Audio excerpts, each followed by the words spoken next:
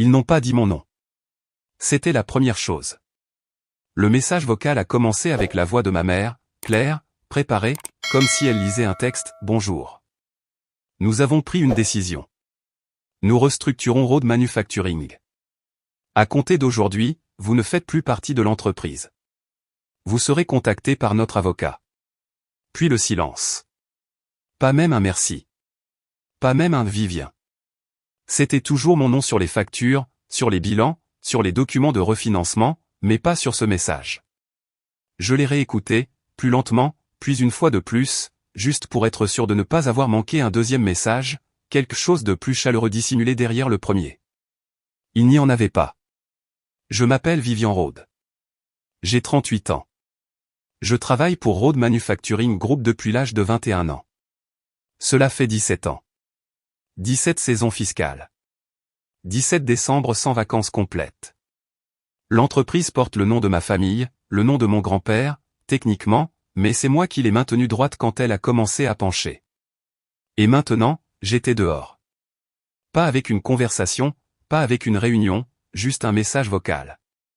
J'étais assise dans ma cuisine à Seattle, ma tasse encore pleine de café mais devenue froid. Le bruit du réfrigérateur était plus fort que d'habitude. Ou peut-être était-ce juste le silence qui s'immisçait derrière ces mots. Mon père n'a pas parlé dans le message, mais je savais qu'il était là.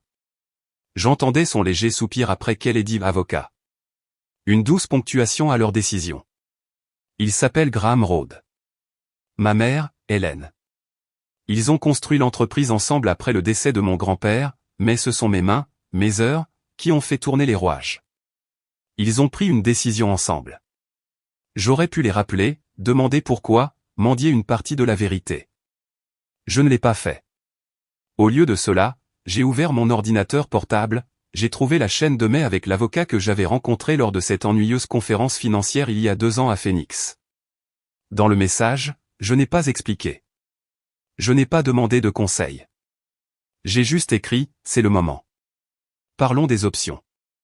Puis j'ai cliqué sur envoyer. La première fois que j'ai traversé l'atelier de Rhodes Manufacturing, j'avais 21 ans. Mes chaussures étaient trop propres, mon costume trop formel. Je me souviens que l'un des chefs d'équipe a plaisanté en disant que j'avais l'air de m'être perdu en allant à un entretien à la banque. Il n'avait pas tort, mais j'étais avide, naïve et suffisamment obstiné pour apprendre.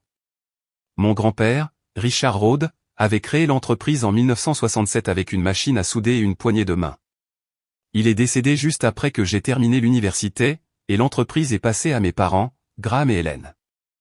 50% à mon père, 30% à ma mère, et 20% mis de côté, tacitement, pour le jour où mon frère aîné, Zach, déciderait de rejoindre l'héritage. Il ne l'a jamais fait. Zach préférait les startups et les espaces de coworking. Il disait que la fabrication métallique était trop poussiéreuse pour quelqu'un ayant une vision. Il a déménagé à Austin, a échoué 3 fois vers le haut, et est finalement revenu en Oregon. Pas à l'atelier, cependant, directement au bureau de la direction stratégique. Pendant ce temps, j'étais resté.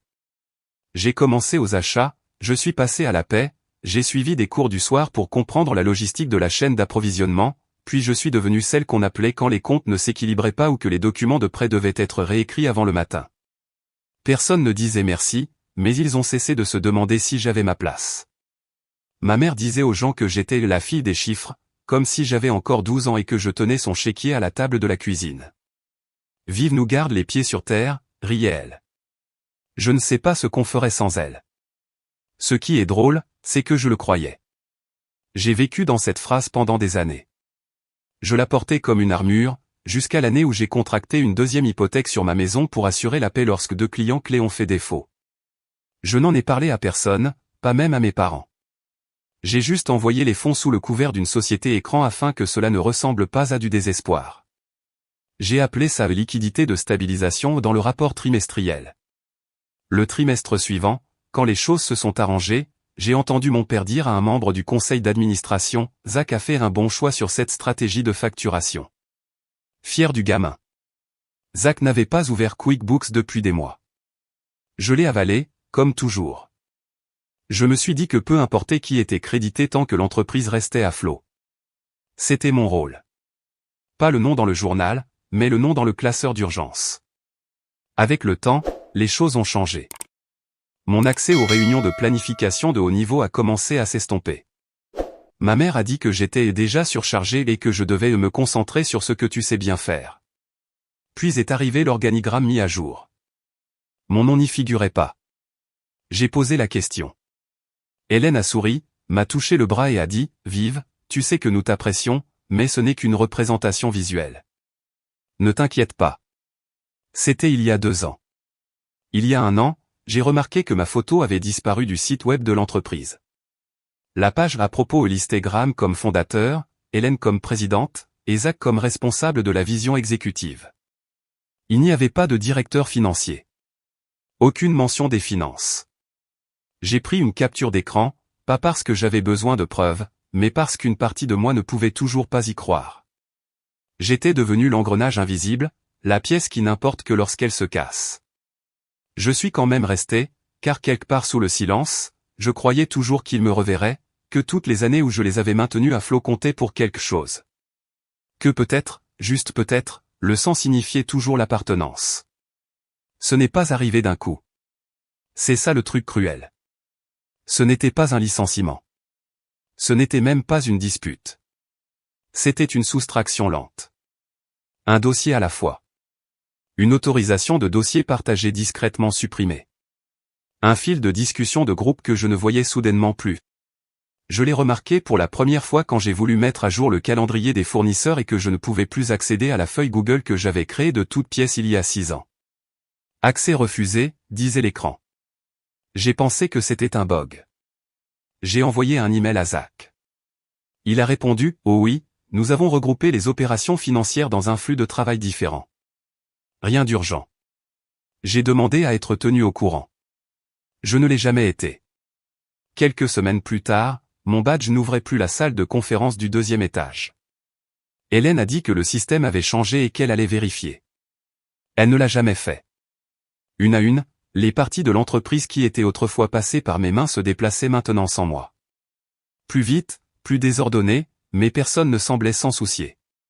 Puis est arrivé le dossier annuel des actionnaires. Pour la première fois, il est arrivé en retard et imprimé, pas par email.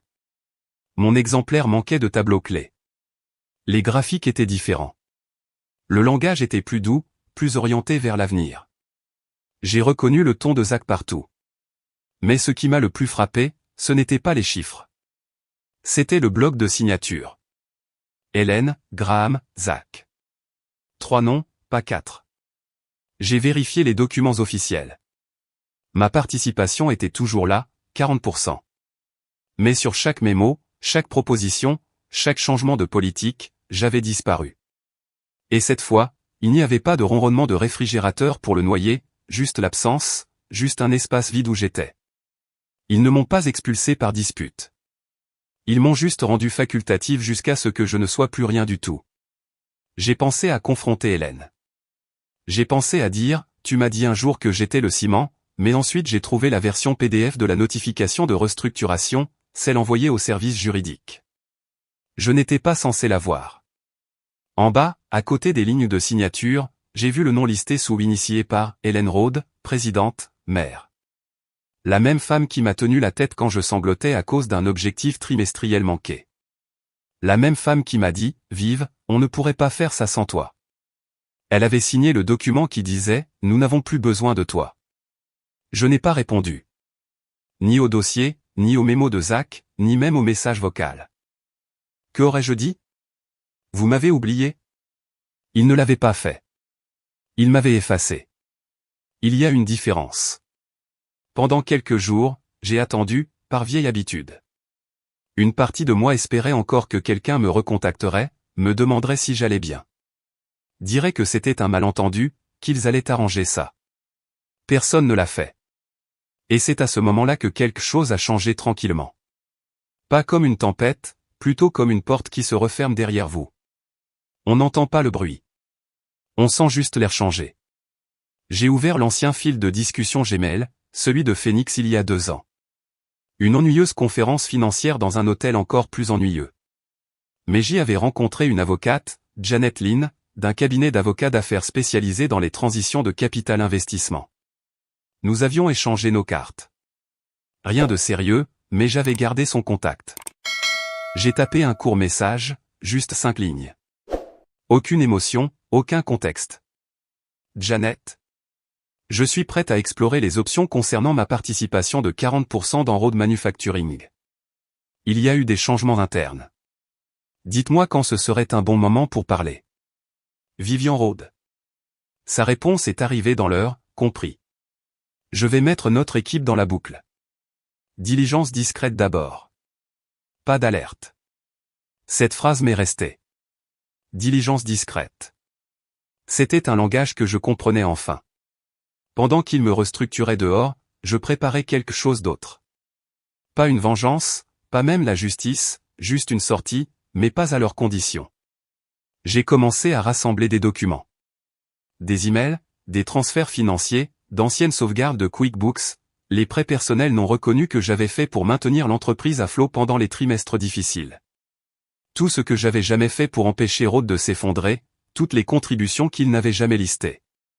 Mes dossiers en étaient pleins.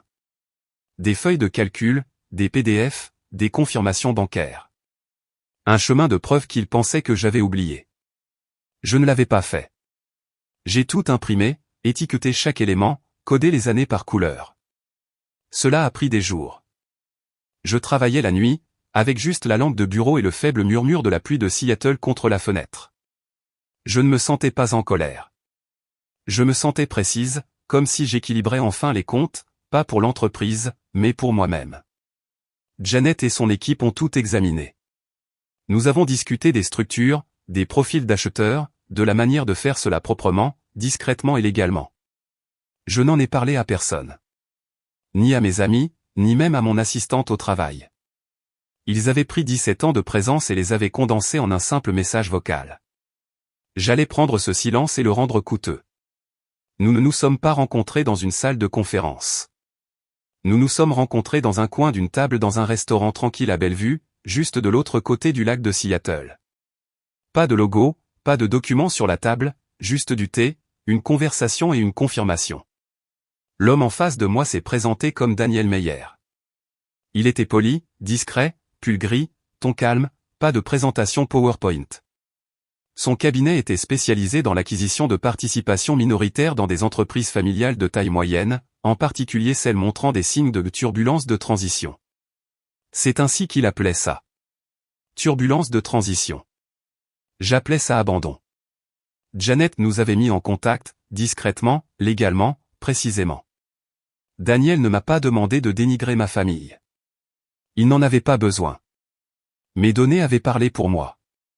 Les apports de fonds, les sauvetages de paie hors livre, les garanties de prêts chevauchantes que j'avais couvertes avec mes actifs personnels. Il a hoché la tête en feuilletant le classeur que j'avais préparé, codé par couleur, avec des onglets par année, et des copies des rapports QuickBooks qui ne correspondaient plus à ce que le conseil d'administration prétendait maintenant. Vous étiez la solution temporaire, a-t-il dit simplement.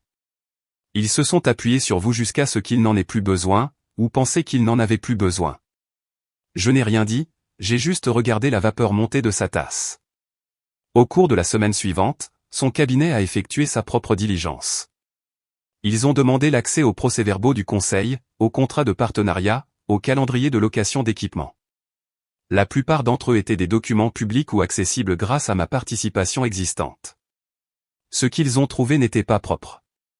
Une ligne budgétaire marquée réinvestissement stratégique remontait à un projet d'expansion raté au Texas, un site que Zach avait personnellement soutenu et qu'Hélène avait défendu. Plus de 800 000 $ de pertes non déclarées, cachées derrière des budgets faiblement codés et un langage vague. Un autre rapport a signalé des paiements dupliqués à une agence de marketing sans adresse physique, une coquille, très probablement, ou une faveur, ou pire. Je n'ai pas insisté pour avoir des réponses. Je n'en avais pas besoin. J'avais ce qu'il me fallait. En 2 semaines, l'accord d'achat a été finalisé. Ma participation de 40%, évaluée équitablement par un évaluateur tiers, a été transférée intégralement au cabinet de Daniel. Pas de drame, pas de vote du conseil requis. L'accord d'exploitation, mis à jour pour la dernière fois en 2016, n'avait pas de clause de droit de préemption. J'avais le droit de vendre. Nous avons signé les documents dans un petit bureau du centre-ville, un terrain neutre. La table était en érable poli. Pas de blasons familiaux, pas de citation de l'héritage rôde sur le mur. Juste des signatures. Juste le silence. Une fois les fonds dégagés, Janet a rédigé mon mémo de départ. Je ne l'ai pas relu. Au lieu de cela, j'ai ouvert le message vocal original d'Hélène, juste une fois de plus. Je l'ai écouté jusqu'au bout. Vous serez contacté par notre avocat. Ils avaient voulu que ce soit un avertissement, un mur, un renvoi. Cela a fini par être une porte. J'ai transféré le message dans mon dossier archivé. Puis j'ai envoyé un nouvel email. Court. Final. Transfert effectué. Toutes les communications doivent être dirigées par l'intermédiaire du conseil. Pas de salutation, pas de sentiment de clôture, juste une fin. Et pour la première fois en 17 ans, j'ai fermé le dossier Rhodes sur mon ordinateur de bureau et je n'ai pas enregistré les modifications. Le premier appel est arrivé à 6h12. J'ai laissé sonner, puis j'ai coupé le deuxième. Quand j'ai fini mon café, il y avait 16 appels manqués. À midi, il y en avait 47. Le lendemain matin, 72. Zach a essayé tous les numéros. Mon portable, mon bureau, même la ligne directe de Janet, qu'elle a ignorée. Il a laissé des messages vocaux, chacun plus frénétique, moins cohérent. Le troisième jour, j'ai répondu. Non pas parce que je le voulais, mais parce que j'étais curieuse de savoir à quoi ressemblait la panique dans sa voix. Vivien? Vive? Tu dois annuler ça. S'il te plaît, tu ne comprends pas ce qui se passe. Il était essoufflé. Un bruit de fond ressemblait à quelqu'un marchant sur du carrelage. Ils ont tout gelé.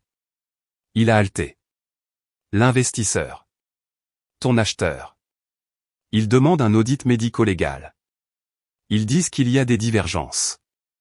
Vive, ils examinent ligne par ligne. J'ai laissé le silence s'installer une seconde de plus. Cela ressemble à une diligence raisonnable standard, Zach. Il a fait un bruit étouffé, quelque part entre un rire et un sanglot. Tu ne comprends pas. Il remonte des années en arrière. Ils ont signalé les rapports du Texas, les contrats avec les fournisseurs, même les mémos de restructuration de maman. Ils ont trouvé des lacunes, vives. Ils ont trouvé des choses. Des choses qui pourraient avoir l'air mauvaises? Ou des choses qui sont mauvaises? J'ai demandé, d'une voix calme. Il n'a pas répondu. Tu dois nous aider, a-t-il dit finalement. Tu dois leur parler. Ils t'écouteront. Dis-leur juste que tout va bien. Que nous sommes propres. Je ne peux pas faire ça. Pourquoi pas? Je me suis penché en arrière sur ma chaise. Parce que tu as dit que j'étais dehors. Il est devenu silencieux. On m'a dit que j'allais être contacté par votre avocat, j'ai continué. Au lieu de cela, mon acheteur a été contacté par le vôtre, et maintenant votre entreprise a un nouvel actionnaire avec des questions auxquelles je n'ai plus à répondre. Vive, sa voix s'est brisée. Ce n'était pas censé se passer comme ça. Maman ne pensait pas que tu allais réellement quoi? Il a hésité. Réellement partir. Pas comme ça. Pas vendre tes actions. Pas à eux. J'ai attendu. Tu étais censé te battre pour ça, a-t-il dit, à voix basse. Cela m'a fait hésiter, car pendant un instant, il a semblé presque honnête. Presque comme le gamin avec qui j'avais l'habitude de chaparder des sucettes après l'école dans la salle de pause, avant que nous ne grandissions dans des rôles que nous n'avions jamais choisis et ne devenions des personnes que nous ne pouvions plus reconnaître. Tu voulais que je me batte, j'ai dit, pour que tu puisses être celui qui me pardonnerait quand j'aurais perdu. Il n'a pas nié. Voilà. L'arrangement tacite, la mise en place. Ils allaient m'effacer, et si je réagissais mal rage, exigence, mendicité, ils garderaient le contrôle. Et si je restais silencieuse, ils pensaient que je reviendrais en rampant. Mais je n'avais fait ni l'un ni l'autre. J'étais sorti par la porte de côté et je l'avais verrouillée derrière moi. Tu pourrais arranger ça, a-t-il dit une dernière fois. Juste un appel. Non, ai-je dit. Arrange ça. C'est toi qui as dit que je ne faisais pas partie des vraies décisions. Maintenant, tu en fais partie. J'ai mis fin à l'appel. Il a rappelé. Je n'ai pas répondu. Janet a appelé 10 minutes plus tard avec une mise à jour. L'équipe d'audit de l'investisseur avait officiellement lancé une enquête de conformité. Mon ancien titre était signalé dans plusieurs dépôts mais omis dans les rapports récents. Une exposition juridique était probable. En bref, ils étaient en difficulté. Je n'ai ressenti aucune joie, aucune colère, juste de l'immobilité, comme si j'étais enfin sorti de la tempête dans laquelle j'étais depuis 17 ans sans m'en rendre compte. Quelques jours plus tard, j'ai reçu un email d'Hélène. Pas pour s'excuser. Juste une ligne, pouvons-nous nous rencontrer en privé? Pas d'avocat. Je n'ai pas répondu. J'ai imprimé l'email, je l'ai glissé dans un dossier, étiqueté après, et juste comme ça, l'effondrement n'a pas été bruyant. Ce n'a pas été un choc. Ce fut silencieux, comme un bâtiment tombant au ralenti après que le dernier pilier de soutien a été discrètement retiré. Je ne les ai pas bloqués. Je n'en avais pas besoin. Zach a cessé d'appeler après que l'audit est devenu public au sein du réseau d'entreprises locales. Hélène est passée à l'envoi de mails une fois par semaine. Vague, professionnel, toujours signé chaleureusement, maman. Graham ne m'a jamais contacté. J'ai transféré tout au bureau de Janet. Sa parajuriste a répondu avec des réponses modèles. Je n'ai plus jamais vu le contenu. C'était plus facile ainsi. Une partie de moi s'était attendue à ce que le silence ressemble à du chagrin. Je m'y suis préparé, comme à une deuxième tempête derrière la première, mais elle n'est jamais venue. Au lieu de cela, il y avait un espace que je n'avais pas ressenti depuis des années. Pas de solitude, pas de tristesse. Une bouffée d'air frais. J'ai arrêté de me réveiller avec la mâchoire serrée. J'ai arrêté de vérifier mon téléphone toutes les 5 minutes. J'ai recommencé à avoir des week-ends. Un café qui restait chaud. La lumière du soleil à travers les fenêtres qui ne semblait pas gaspiller. Pour la première fois en près de 2 décennies, mon calendrier était le mien. Pas rempli de préparation pour le conseil, pas de gestion de crise, pas de réparation du désordre de quelqu'un d'autre pendant qu'on me disait que j'avais de la chance d'être impliqué. Juste l'immobilité. Et dans cette immobilité, j'ai finalement compris quelque chose. Ils ne m'ont pas exclu parce que j'étais faible ou incommode. Ils m'ont exclu parce que je faisais que ça marche. Parce que j'étais devenu la partie qu'ils ne pouvaient jamais contrôler et jamais créditer entièrement. Alors ils m'ont effacé. Mais voici le truc avec le fait d'être effacé, ça ne vous fait pas disparaître. Ça vous rend juste plus difficile à manipuler. Le colis est arrivé un jeudi. Pas d'adresse de retour, pas de carte, juste une enveloppe matelassée marron, scellée soigneusement, mon nom imprimé de l'écriture de ma mère. À l'intérieur, un cadre photo. Le même qui se trouvait autrefois sur la console du bureau principal de Rhodes, celui près du hall d'entrée. Sur la photo, nous étions debout devant l'ancien entrepôt. Moi, Zach, Graham, Hélène, souriant comme si nous avions tous gagné la même place, comme si nous avions construit quelque chose ensemble. À l'époque, je croyais que nous l'avions fait. Mais maintenant, en regardant de plus près, j'ai vu ce que je n'avais pas vu avant. Le cadre avait un nouveau éclat dans un coin. Une fine fissure traversait le verre, juste sur mon visage. Pas brisé, pas intentionnel, juste usé, comme si le temps lui-même m'avait effacé. Je ne l'ai pas réparé. Je ne l'ai pas accroché. Je ne l'ai même pas gardé sur mon bureau. Je l'ai placé dans un tiroir, je l'ai fermé sans bruit, et avec lui, j'ai fermé la dernière porte ouverte. Pas de rage, pas besoin de clôture. Ils avaient dit, tu es dehors. Et j'avais répondu, compris. C'était suffisant. Parfois, le dernier mot n'est pas quelque chose que l'on dit. C'est ce que l'on choisit de ne pas dire. Et parfois, la photo la plus honnête d'une famille est celle qu'elle essaie de vous rendre parce qu'elle ne supporte plus de la regarder. Si vous avez déjà été discrètement retiré du cadre, non pas pour ce que vous avez fait de mal, mais parce qu'il ne supportait pas à quel point vous teniez les choses ensemble, vous n'avez pas à expliquer. Laissez simplement un symbole ci-dessous.